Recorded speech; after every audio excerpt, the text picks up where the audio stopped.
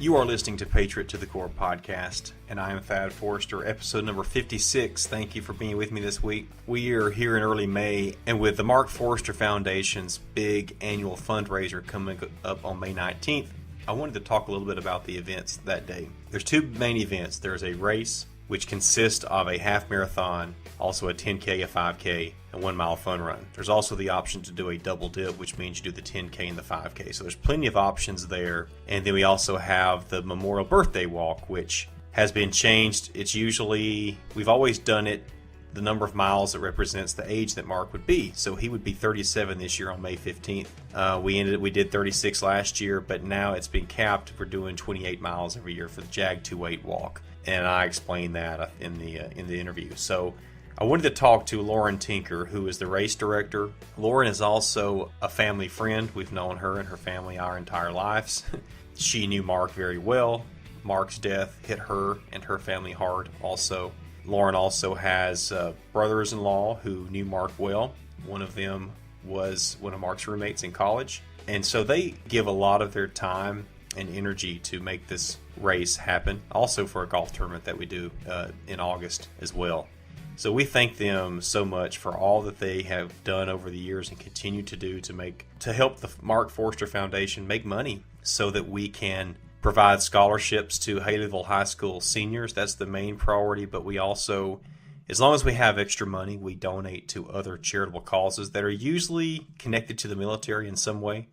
But they're all nonprofits regardless. But the priority is the scholarships, and we just try to have extra so we can help out other ways. We don't have a paid staff. We're just a few of us running things, or one or two of us running things, and just doing the best we can. But it allows us to do something in Mark's memory, to do some good in the world. So Laura and I just have a conversation. She tells us about what it's like directing the race, why she chose to do it, bad things that happen, last minute emergencies, and how much it benefits her to do the race every year, to manage it, and it's like a family reunion for her now because of all the friends that she's made and the people that come back every year. And then also she asked me a few questions about the walk. We mostly talk about the race, but we will give you some insight into the walk as well. So this is a little bit of a different episode, so tune in. I hope you enjoy this, and maybe it will inspire you to come join us on May 19th in Haleyville, Alabama for the Mark Forrester Price of Freedom race or the JAG 28 birthday walk. All the information is on Mark's website at markaforrester.com or jag28.com. It's all the same. I'll have all these links in the show notes. So what can people expect when they attend the race? At the race, it's really honestly just a family atmosphere. It is a place where you can bring your family and you can come kind of get rejuvenated spiritually even, and the pride of our country is. The race brings out so many different types of people, like from the military to veterans to just everyday civilians. And when you're at the race, you really feel that love that the civilians and that other people have for each other, but not only that, for our country and for our military men and women.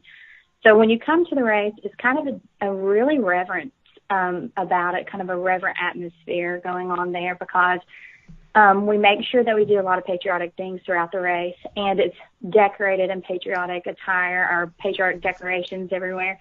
And I think that there's just a reverence there, and that people really feel connected to it and feel like that they are doing something to show that they have pride in the country.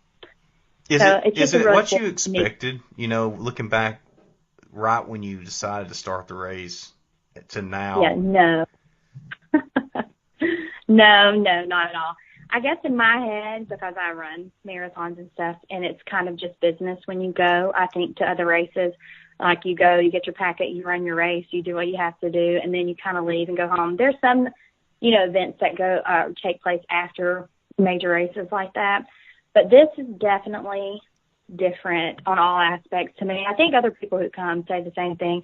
It is definitely like a love that everybody has for each other, a family, a connection. Like even people who just come 1 year, you become connected to them in so many different ways, on so many different levels. And so I feel like I'm more coordinating a family reunion and just trying to make sure I kind of make contact with everybody. And then when people get there, it's not really like a race. I mean, it is, but it's more about seeing people and challenging the people that you saw the year before and things like that. So it's kind of a neat experience, and it's definitely not like rigorous, I guess, or strict like other races. It's more, I don't know, just more inviting atmosphere, and I've just become even more connected to it, I guess, on a personal level because of that. Well, before we get too far, why don't we talk about why you even do this? Okay. Well, of course, I have a personal connection to Mark and to the whole Forster family. So I guess when he died, I kind of went through some emotional, like, dark days or whatever, and I was really nervous about forgetting the connection that we had, because to me it was, as you know, I don't have any brothers. It was more of a brother-sister connection. So my mom just encouraged all of us to find ways that we could keep that connection with him. So this is what I do, and it helps me kind of remain connected to him and stay connected to him. But after the first 2 years of doing it, I felt like it was also kind of a little blessing that he gave to me once he left this earth, was because he knows. I mean, I think we all know probably too that I definitely like to kind of stay busy, and I like to have things to do, and this definitely is one way to kind of spend my time. And I always feel connected to him, and there are little things that happen throughout the year of people who call me and things like that, and it just becomes a tender mercy for me as well. So I kind of do it more for that, but also, like I said, just the people that I've met through this, and then you really start to love them and start to feel close to them, and you just kind of do it. It's not just about Mark anymore, but it's about our family and about the military men and women that serve our country, and it's just our way to kind of reach out to them and to show them that we love them and we're grateful for them. So, you know, in the beginning it started, I guess, one route, and then now it's just kind of taken a different form, but it's what I needed, and it was kind of like maybe the healing piece that I kind of needed. So when you came up with the race idea, Lauren, were we all together, or was this something you were with your family or on your own, and then y'all came and told us about it later? I can't remember now. Seems kind of like I remember your mom, y'all were sitting in our living room like sometime before the funeral. Is there any connection there? We were all together, actually. You're right.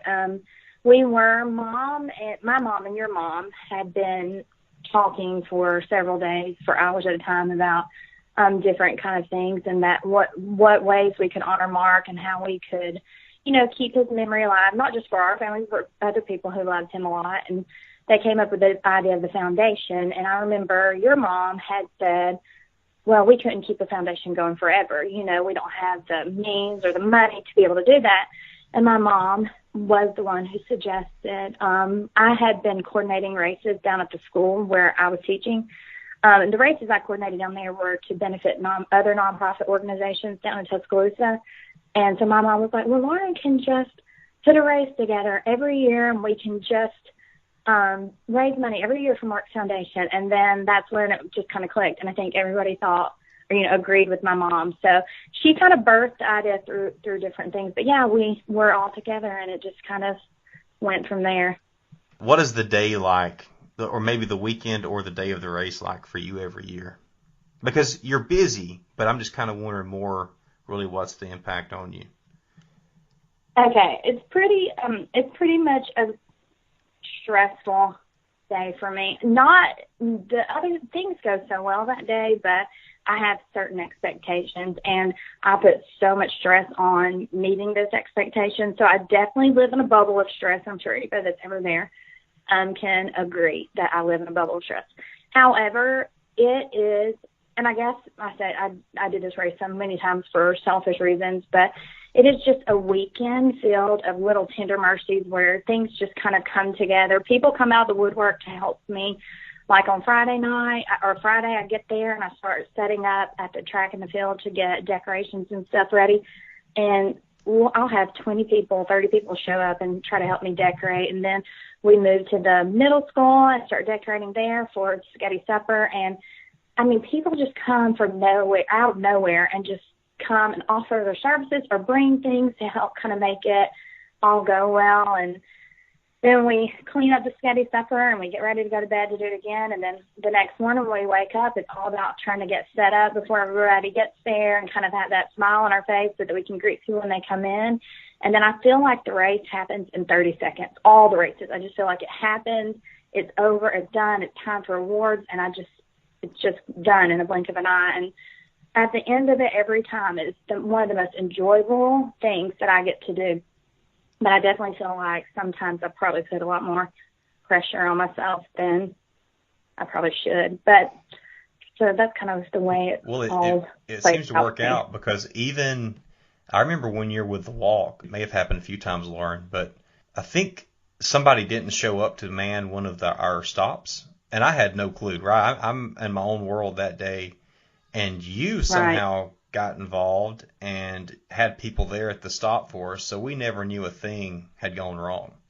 So sounds like, I mean, you're not only taking care of the race issues, but walk ones as well, at least sometimes. Yeah, there's times that happens. I definitely, I'm my mother's daughter, and I have checklists, and I make checklists up all the time and go through them. And then, so I definitely that day, like I said, just live by my checklist. And if I can't get someone to answer, can't get someone, or if they call me and something's happened, I definitely feel like, but it's definitely the community we live in, because all I have to do is text somebody, because things happen all the time. Like you said, one year, the people at our tables never showed up, and within 10 minutes of me texting somebody, they, were bringing me tables. So I definitely feel we're blessed to run this race and the walk in the community we live in, because there's so many people who are waiting to just help and to serve at any point in time that they need to. So it definitely makes it easier on me. What are some of the other emergencies that you've had to deal with the last 7 years? The worst one that I go back to every year, and I will not mention names, but they do know who they are. Some sweet souls on Friday night asked me if they could help do some things, and kind of showed them that you put stickers on our medals, so you have to put the sticker on the medal for everybody. And I showed them the boxes in and asked them to do that. And so they were putting stickers on medals. I thought it was all taken care of. The box was there at the concession stand. And the next morning, when I got up, I couldn't find that box. But not only were the medals in that box, the race bibs were in that box. And the wristbands of the people who run the half marathon. So they wear wristbands and they tear off tabs to know how many times that they've done the loop for the half marathon. And our safety pins were in there. I mean, it was a box of all my supplies, and it was gone. And so I didn't discover it till like 6:30 that morning, and I was panicked, beyond panicked, like freaking out, and like people, looking, nobody could find that box. And then the race started, and people were like writing the race number on a piece of paper and sticking it to themselves with tape. Like, it was embarrassing to me, but I was so stressed. And a couple hours, the race was already over. Somebody was talking to one of the sweet souls who was helping me, and he and his friend had taken the box to their car to take the medals home that night, Friday night, to finish sticking the stickers on, and they had forgotten the box, but they didn't tell me. So they had just taken the box to them, and it was but it worked out, and that's what my dad said. He was like, "You're so blessed because it worked out, and you didn't have any of your supplies.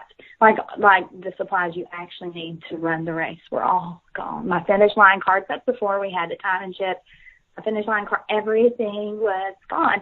But the two people who had helped me had went on the walk with you, and so it was much later in the day when I found out they had taken the box. And they actually had the box in their car, but it was locked in their car. Oh, God. See, I never heard about that. Yeah, that was probably the biggest disaster. So, little things go wrong every year. That's kind of funny, but that one has stuck with me. That happened like 3 years ago, and it sticks with me every year. So I'm pretty psycho about my boxes. I've got them counted. I've got tape on them with numbers. I count the night before. I lock them in the concession stand, and people have been threatened. They're not allowed to touch my boxes. All right, so you said it's a family atmosphere. What's going on besides the race up there at the school? Yeah, we have a Jumpin' Jacks brings in their bounce houses, and they don't even, we pay for their gas. They drive down from Florence, so that's it. And they just bring in however many bounce houses they have available that day, whatever kind. Sometimes it's like the one where you can box each other, and then it's always like slides and jump houses, and they'll set up 4, sometimes even 5 bounce houses and stations for the kids to enjoy during the day. And then we also So they have don't charge for that? No, we just pay their gas. I mean, wow. And they've been with us 8 years. This will be 8 years. Every single year they have come, sacrificed their Saturday to help us, or their Saturday once a year. So I appreciate their help every year. So we also what is have their name? obstacle Jumpin' Jacks. Okay. And then we have obstacle courses set up by the National Guard, which are kind of fun. Like, people really get into that. And they just started 2 years ago doing a tug of war. So you can kind of just jump on sides. It doesn't matter. And they do a big tug of war at the end. And then the cheerleaders, the Haleyville High School cheerleaders come in every year, and they paint faces for us. They run different stations. Like, we've had a coloring station before where they've just printed off color sheets and kids can sit and color while their parents are running. Or they've done jump rope stations. I mean, they just bring their own equipment, and they set up, and they paint faces, and the kids just having such an enjoyable time being able to just kind of go there. And if they can't run the race, that they can just spend time there playing and having fun. So it definitely makes it. And then we have the fun run, which is the 1 mile. Now, you can run the 1 mile for real and kind of get your time on that and see how fast you can run it. But the last few years, it's kind of just taken form where the boys who come down from come up from Hurlburt, they'll pick some kids and they'll run with the kids, and then some parents will run with their kids. So it's become more of like kind of a team race instead of individuals. So you're seeing whose team is the fastest. And it's always hilarious because mostly the adults end up carrying the kids either on their shoulders or on their backs, or my dad cheats sometimes and finds a stroller and pushes the kids in the stroller. So it's just kind of become the end. It's the very last race we do of the day, and it's just become a team thing that's kind of more fun and enjoyable, and just to watch everybody kind of fight to the death to see who can cross the finish line first at the 1 mile. So. Is that where the slip and slide has been at the end of it? Mm-hmm, that's where, yeah, we put a slip and slide, and Neemer, or your mom, she buys the squirters, the water squirters, and they put huge buckets of water, and they squirt people that slide down the slide with water. And then at the very end, this is something else your mom came up with, and I've loved it every year. She puts a huge cooler full of popsicles at the end. So when you finish your race, you get to grab a popsicle and go. So it's just become something where I think the adults take it to the next level, but the kids love it because it's like a competitive team race to see who can get around the 1 mile fast enough and then slide down the slip and slide. So, what else do people need to know about the race? It's definitely something that you want to come and stay at. The last few years, we've had people who come, spectators, and they bring their ballpark chairs, and they like to kind of sit and line it's not the finish line, but it's the little like tunnel leading up to the finish line. I think that they've realized that they want to come and stay and kind of enjoy the day. So I don't think that that's something we knew before, that people really did before, but they've started doing it. Probably the last 2 years it's gotten big where people come and they bring their ball chairs and kind of just come to enjoy all the races. Because, of course, we have 4 different races, and they all go on at different times. Only 2 of them overlap each other. So they kind of come and just set up camp and just watch and cheer for each other, or cheer for the people that are running in the race. And so really it's just something that, and then there's the bounce houses that you can come and kind of not just come to do a race, but you can kind of come and enjoy your time there with other people and, meet new faces. I think it's really cool. We have I don't know the real word for it, but combat control training. They come from Hurlburt up, and they're like celebrities among our community, and they will stand by Mark's big, whatever wooden poster thing we have down. The trainees will stand there, and the members of the community will come in and take pictures with them as they stand there. And it's just like kind of like a red carpet event almost, where people come to get their pictures made with these heroes, you know, and then they go and sit and watch and support the race. So it's kind of really neat, but I definitely think it's something that people wanted to know, like, bring chairs, come, you know, to stay and to have fun and to partake in the events that are going on. What about sponsors, and what's been your experience with getting sponsors? Sponsors are definitely the biggest challenge of the race outside of the actual race day, because I have to start working on sponsors in June, basically. In June, I start making contacts, thank yous, you know, sending out thank yous to those who did sponsor. And then you start basically in July. I always tell myself, like, around July 4th, I start trying to send out the paperwork for the next year, because I want people to kind of get it in their brain that we're having it again and we'd love their help and their sponsorship. And so it's kind of just an ongoing process all year long, where you're just keeping contacts, trying to find new contacts, I know my friends on Facebook hate me, but I'm okay with it, because I think, oh, well, it's for a good cause. I start in, like, November, and I pick 5 people from Facebook, and I'm just like, hey, I'm doing the race again. Can you help me find new sponsorship? Because I think that's the biggest challenge with sponsorship, is finding and reaching new people and kind of finding new people to say, hey, will you come help us make this race a success and make the walk a success, you know? So definitely, and starting in November, I kind of always around Veterans Day kind of like buckle down and start. This year, I kind of made it a goal to ask for a specific amount of money from people, like, hey, can you help me raise $1,000? Or, hey, can you help me raise $2,000? And so just kind of finding people, you know, not even people who have a connection with Mark, because now at this point, I think everybody who knows that I do this and why I do it, that are friends with me. So I just kind of pick different people and say, hey, can you help me? This is how much money I need, and it would greatly benefit the race. And it's proven to be successful, but it's definitely a full-time job trying to find sponsorship. So, what percentage of the sponsors would you say are in Haleville, and how many are out of town? Yeah, I would say it's probably 75% come from Haleville. Haleville, like I said, we're blessed to have grown up in the community we grew up in, because, first of all, it's people who love you for life. Like, they don't forget you, and they love you for life. And all I have to do is call and say, hey, can you help me? And then I just have people jumping on the opportunity to help me with whatever it is. I mean, so I definitely get 75% of my sponsorship from Haleville. And people who do sponsor from Haleville, almost everybody who sponsors from Haleville has sponsored all 8 years. I really don't have anybody who hasn't sponsored all 8 years. And now there are some companies that add to it every year that haven't heard about it before or haven't had the opportunity before to sponsor. But for the last 8 years, it's the same people. And the blessing there is usually they are the ones who come to me, and I don't even have to go to them, but they come to me and say, hey, you know, we want to sponsor this year. We've already sent our check in. Just make sure we get on the T-shirt. And so it's definitely a blessing being able to do the race in this community and involve the community that we can involve. Yeah, and it's got to be more difficult, too, for you, because you don't even live anywhere close to Haleville anymore. No, yeah. You would think I do. They think I do sometimes. They ask me if I move home, but I definitely visit at least once a month. I'm there, but yeah, I don't live there anymore.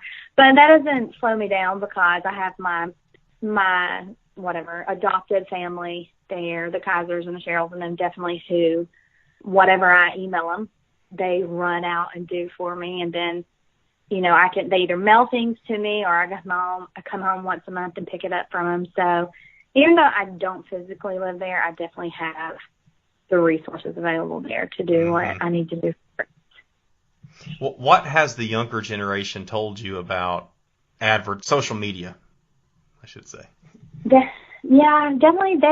They have some great ideas. This year's going to be our first year, and I'm not sure it'll even be a success this year with advertising on social media, but we're going to try to get it that way. Some members of high school approached me about, we try to do a poster contest, but we always do that in the middle school. And kids can make posters about the race, and then we pick a winner, and the winner gets a little gift card to Walmart. But they definitely wanted to start a digital poster or a digital advertisement. and they wanted to be able to create one and be awarded, like, whoever wins, like, first place out of the digital one. So we're trying to work with that on how to, I guess, create like a digital event or a digital poster somehow that they can spread the word about the race, or even like when the race is over, kind of an update on the race and things like that. So they're definitely smarter than me in technology, and they've got better ideas than I do. So it's been enjoyable, especially this year. This year has kind of taken off where they want to become more involved, and they're telling me things that they want to do, and it's kind of been a neat experience to see. Yeah, and we've had the Mark Forster Foundation Facebook page for several years, but we haven't had the Instagram page except for, well, it's been way less than a year. Yeah, we just got it, and we're not very great. We're trying.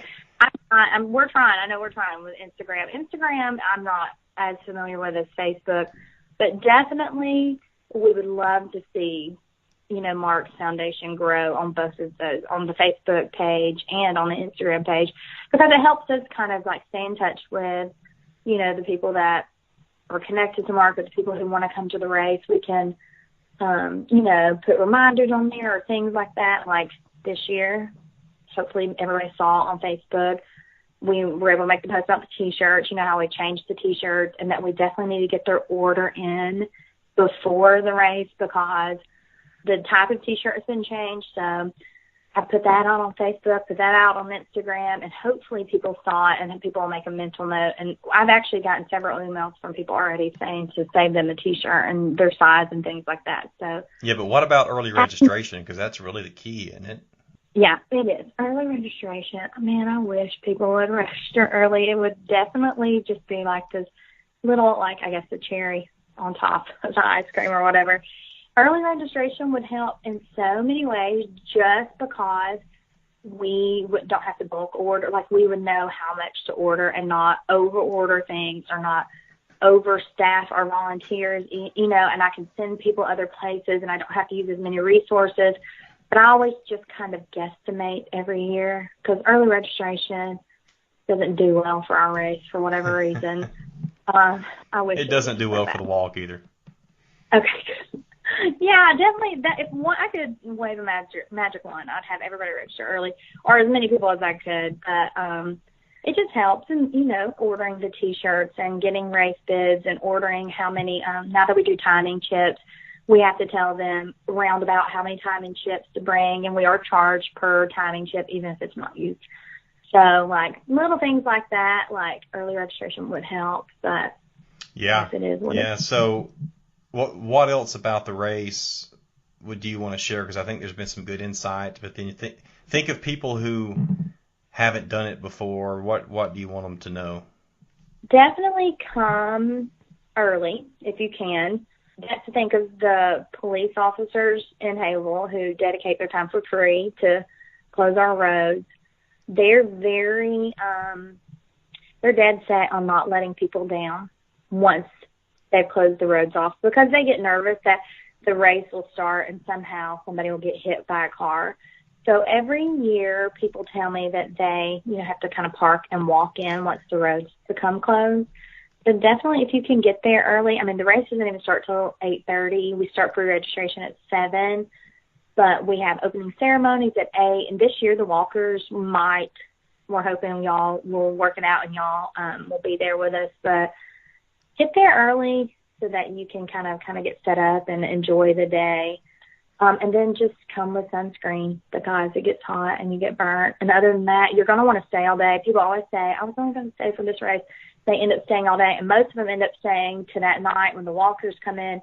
So come to, stay and have fun and bring some sunscreen. Well, good. And I've heard from runners that the course is hilly.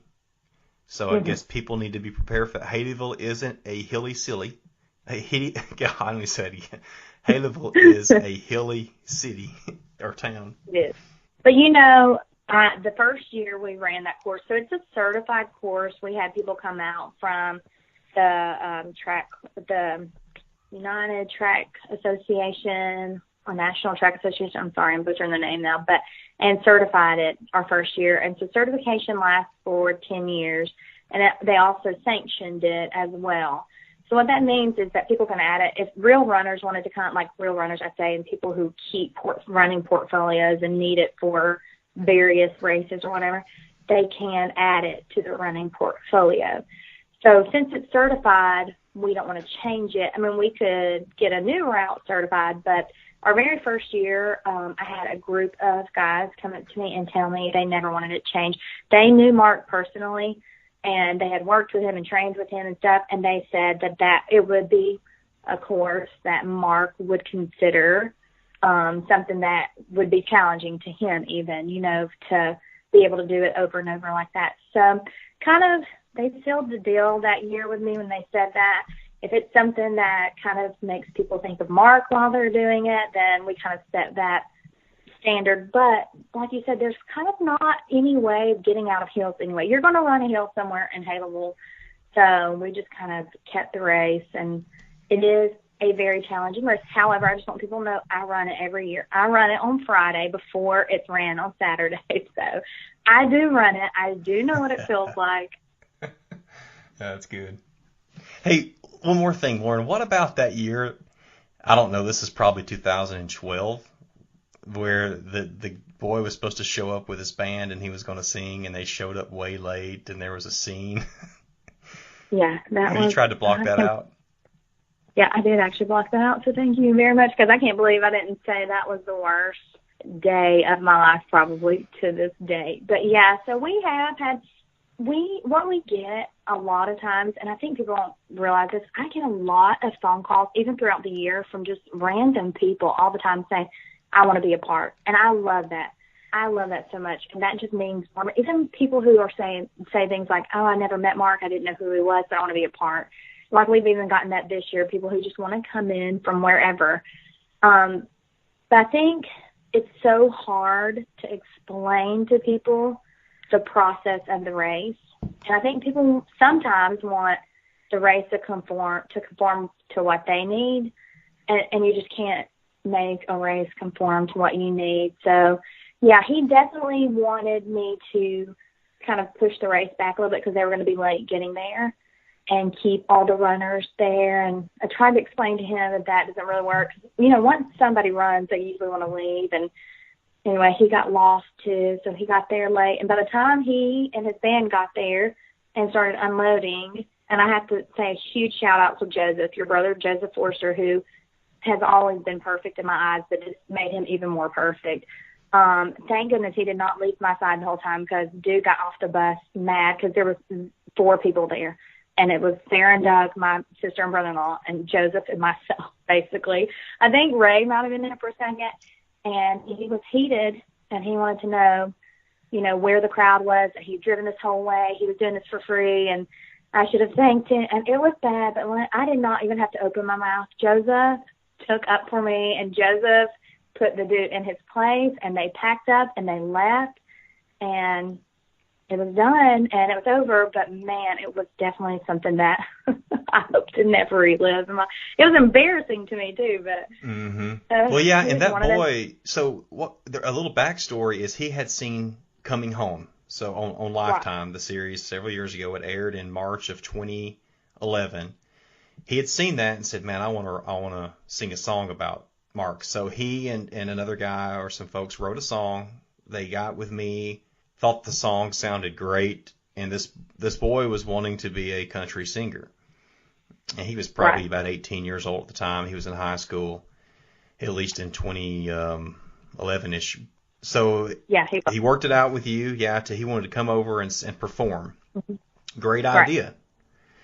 Right. And he shows up on some really nice tour bus, I think, and then he shows his butt, and is just a complete jerk. And then he tells me later, through some communications, he's really bad-mouthing, you know, you and the family and Mark, and he says, my band, we threw Mark's bracelets out the window of the bus. So anyway, I mean, it's just a classless little twerp is what he was. All right. But, you know, I'll have to say this. I think probably you have to know Mark really well to know that I think on things like that, Mark's laughing so hard. Like, little things happen every year that I always think it's kind of Mark's way of getting me back, because I honestly believe that he would probably murder me if he knew, that we did certain things that we didn't like.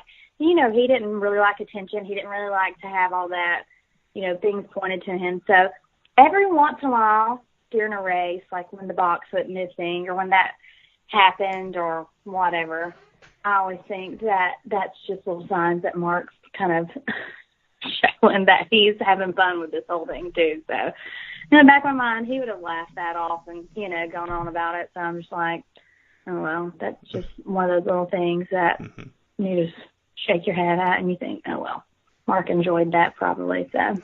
Well, I mean, Lauren, you and your family have been huge supporters, and I know y'all, and I know you work your butt off for this thing, but probably every member of your family does. Y'all are always there. Most of you live pretty far away, so, several hours away from Haleville. And so thank you for supporting Mark and the foundation. And this is our big fundraiser of the year. Right. And I do want to say that. I do want to add, like, everybody tells me every year, like, oh, I don't know how you do it. I don't know how you do it. And you're exactly right. I don't do it. I have Sarah and Doug and I meet weekly. I would say weekly starting in November. We have a time set aside Sunday. I just talk to them that we go over things. And, if anybody is like Doug on this earth, like Mark on this earth, it's definitely Doug. And, I get in trouble with him for the fonts I use sometimes. And, like, that's not Mark approved font or whatever on papers that I'm doing, flyers I'm doing. And there's just things that, like, it's not me. It's really not me. Then Mary and Jay are huge sponsor go-getters. They get me sponsors. They get me, find me things that I need, things I don't even think about. And then Leah always contributes. And then I have Jana and Canella who don't leave my side, for 48 hours the day of the race. And then really the masterminds behind it all are my parents. So this race would not be what it is without my family supporting me. So people always tell me, like, and that's why I get embarrassed. I do, because they're like, I don't know how you do it, I don't know how you do it. And I just want people to know, if anybody knew anything, like, it's not me. It's definitely my family, which, my family's been like this since we were young, growing up, always supportive of each other. But definitely takes a different outlet, a different look, because it does involve Mark, and Mark has been so important to our family for forever. But this is definitely not a one-woman show. It definitely takes a team of people to make it what it is. So. Oh, yeah. And Leah takes incredible pictures, and so we've missed her a few times now, and since she's across the country. So we'll miss you again, Leah. She's about to have a baby boy number 2. Yeah, Monday, tomorrow. Oh, dang.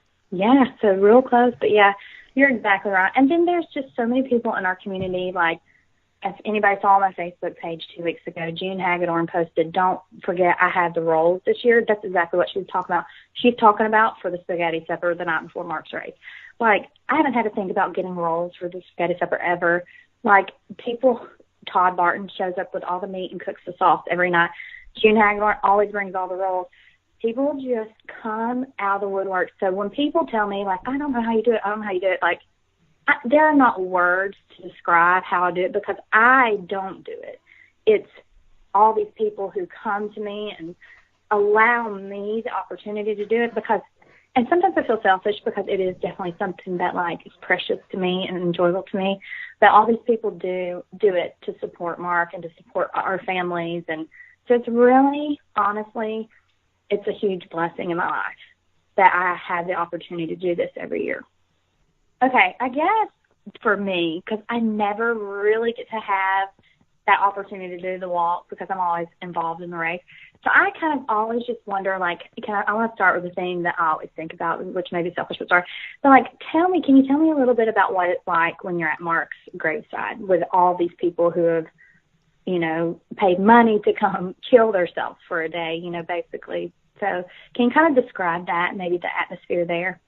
Yeah, we definitely have some time for people to go kind of kneel down and pay their respects, and especially, mostly Mark's teammates, whether they knew him or not. That's a big deal to them, I think. And they'll kneel down and say a quick prayer or talk to Mark or whatever the case may be, but that's how they show their respect in some way or another. And we do that. So first of all, right when we get to the cemetery, we actually form a circle and do memorial push-ups. for those people who don't know what memorial push-ups are, you'll either find out when you do the walk or if you come and watch the race. Racers take part in memorial push-ups too, at least those who want to. So I think it's a powerful, I don't know what you call it, just a physical, it's a great exercise. That's memorial push-ups. It's definitely a tradition in the combat control community, at least. The cemetery is great. It's always been our first stop, and this year it's actually going to be where we start the race. So we're going to start at the high school. We're going to meet at the high school just so there's parking available.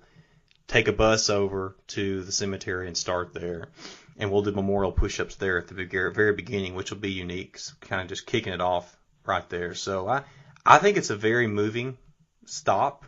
It's got to be the most moving stop, really, of all of them, because that's where he's laid to rest, and lots of people either haven't been there or they only come once a year when they come to the walk. Yeah, definitely. That's something I think would be a very cool and neat experience. But then another thing I kind of think about is, like, what do you think keeps people coming back every year to do the walk, especially when y'all are adding a mile? Like, what for you do you think, or do you see, because you're out there walking with them, what's the pull? Like, what's that connection to make them want to do it yourself? People get something out of it that I don't even know how to describe, because, really, you think of it logically as, why do people want to put themselves through this kind of pain? It takes up an entire day. Lots of people are driving lots of them aren't from Haleville. Some people drive across the daggum country at least a few hours away, and then you got the guys in the special tactics guys who, they do that sometimes anyway, and so it's not like they're off on the weekend. They're tired. Their body's been beat to death in training, and then they're going to choose to do this again.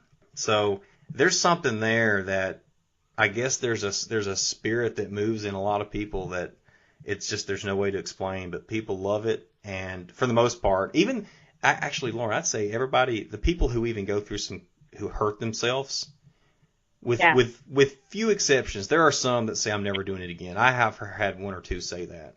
But then also there's some of those that have said that I'm never doing it again. They come back several months later and say, you know what, I think I might do that again. I think it's just there probably is. There's a spiritual aspect to it too, like you said with the race. They're doing it for somebody who gave all, and so it just means something more to them. And then to see everybody in unison together, that makes it more powerful, because I've done the walk without a group of people, and it's a little different.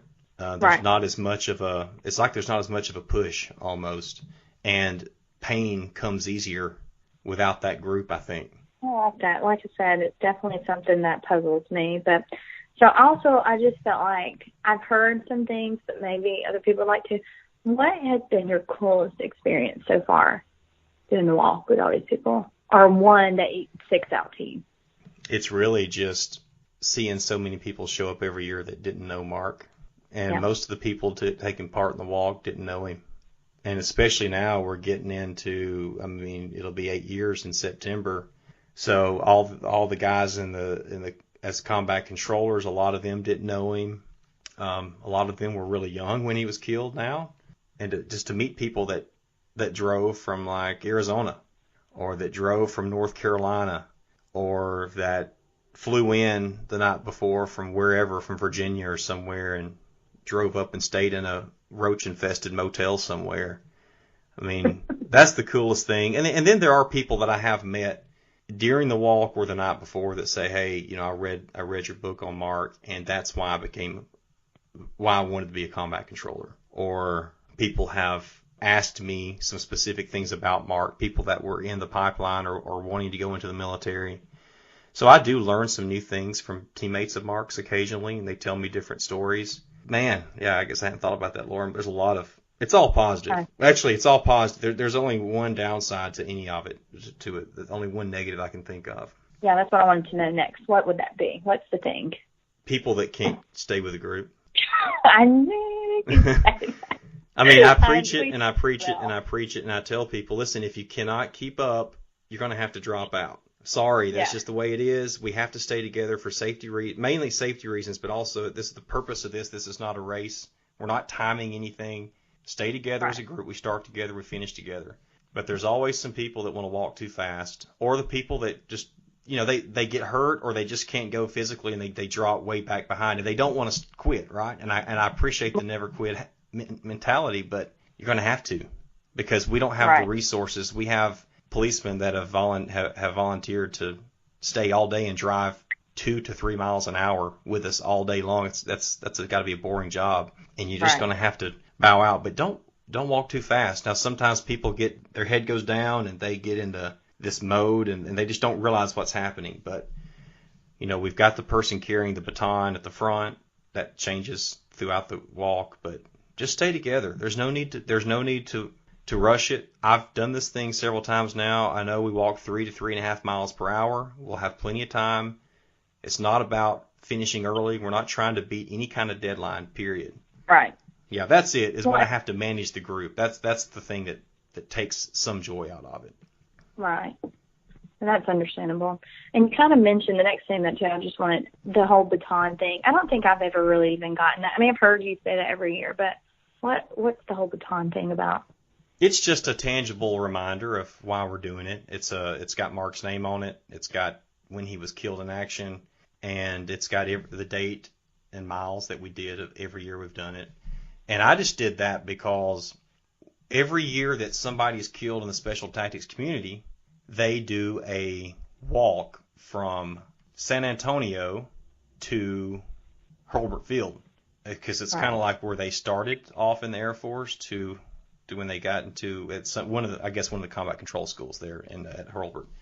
And it's a 800 or 900 mile walk, and they don't, if there's a year that nobody was killed in action, and that's great, they don't do it. But when there is, they do it for all the ones that have been killed, and they carry a baton. Somebody carries a baton for one of those people who were killed. So they did one the year that Mark and Danny Sanchez were killed, and we met the people who carried Mark's baton all that whole way. And David and Joseph took part there in the last few miles of it. So that's kind of why we do the baton. That's why I started it anyway. Okay. Well, is there anything that you would like people to know about the walk, or kind of maybe be prepared for, or maybe even not even just about the walk, maybe about March? Like, is there anything that you can think in your head that you could share with a lot of people about that you would share with them? Well, I would just talk about preparation. Every year, it's just people tell me, yeah, I exercise. I'll say, hey, have you practiced? Have you trained? Right. Oh yeah, I work out. I do CrossFit. I run, whatever. And lots of times these people look like they're in great shape, but that doesn't make a big difference. Your feet have to get prepared. Just because you may walk a lot of miles throughout the day, maybe just because of your job, random miles throughout the day, but it's not the same as walking continuous, nonstop. This year it'll be 28 miles. It's, as I've had showed on the website, we're going to just do the JAG 28 now instead of continuing to add miles. And I hated to slack off on that, but we had to we've got a lot of people volunteering to help. We just had to do it. So just train and train where I'm talking about everything: socks, underwear, backpack, anything, your shoes, anything that you would wear the day of the walk. You need to train with it, because there's a lot of things that can come up. There's a lot of blood that we've seen over the years, and people just aren't prepared. And some of them who shall remain nameless, they know they're not going to prepare, but they know they're going to do it every year, and he finishes it every year, and he's angry, but that's how my good buddy Chris is, and he's broken bones, and he's had some nasty blisters. I mean, nasty, and I've shared them on Facebook. Yeah, so just be prepared. That's all I'm saying, is it's not what you think. And yeah, there's a physical aspect to it of, your legs getting tired maybe, but if you're in just decent shape, I don't think that'll be the issue. It's your feet. Your feet, I don't care what kind of shape you're in, you got to have your feet ready. So figure out how to get them prepared to do the walking, because I've seen people that look like they're in great shape of all ages, and they're done before it's over. They cannot finish. Right. That's it. It's great. The way I look at it is I think it's great to put ourselves through a little bit of pain and discomfort for a little while to show some respect for someone who went through a lot more pain and discomfort for a much longer period of time in training, and then in the hot Afghanistan sun and being shot at. I mean, just what all these people go through that are protecting us and all over the world, and then those who give all. I mean, we can suck it up and go through a little bit of pain to honor them. Right. Now that I say that, I'll probably like break my foot this year or something. Please don't say that. Yeah. So good. Yeah. Okay. Well, thank you, Lauren. Thanks for shedding some light on the race, and let me talk a little bit about the walk. I hope people enjoy just some of the history behind it and behind the scenes stuff, and then I hope they're prepared, and I hope we have a huge turnout this year. I mean, how many racers do we usually have? Between 1 and 250, or what's the? Yes. Yeah. It stays around like 150, 175, right around there every year, give or take a little bit. But sometimes we can get over 2. But yeah, definitely we would love to see the numbers skyrocket if we could. Yeah, that's the thing, is it hasn't gotten as big as we thought it would by now, has it, as far as just number of racers? Yeah. And like you said, number of racers, like I just thought, I guess when we first started this, like we would just have all these racers and it would just become just this race. And it hasn't done that yet. I mean, we haven't got this number of races, but it's not just a race either. It's definitely some like weird family reunion or something, and everybody's just putting themselves through pain through. But definitely I'd like to add some people to it if we could, because it is, I'm telling you, my nephews will tell you, Bradley and Wade look forward to every year. It is a mind-blowing experience for these young children to go shake the hand of these soldiers and these men and women who have sacrificed, not even just active duty, but veterans. They don't forget their names, they don't forget their faces, and they don't forget the feeling they feel when they're there. So it's definitely something an experience that you will not forget. But also, like you said, it's just a great time to honor, Mark, not only Mark, but those who've gone and sacrificed so much. So yeah, and I can't thank so many people enough for helping support. We've got people that, they just drive all day and volunteer. They follow. I know for the walkers, they just drive around and offer water and drinks all day to us, and then pass us and get to the next stop and help out. And the policemen, I mean, that not only lead us and trail us, but also block traffic. Man, there's just so many good people, and we could never thank everybody enough. And all the volunteers. Yeah, I mean, I know, Lauren, people are asking you all the time what they can do. People are asking me, and lots of times I send them to you. Unfortunately, I just got a new one to ask the other day, and I think she's probably gonna help with the walk. I'll have to get back with her, because she says she cannot do the walk due to an injury, but she wants to help, so she's gonna drive up from Birmingham. But I always look at the walk as my baby, and it's really important to me, and I'm kind of like on a high that day, and it's busy, and especially sometimes it's a little annoying to have to manage people that won't stay together, but at the same time, I don't even realize, I have never felt pain on the day of the walk, and I may jinx myself and feel it this year, but there's just something special about it that I don't feel the hills, uphill or downhill, and I'm just doing it for my buddy.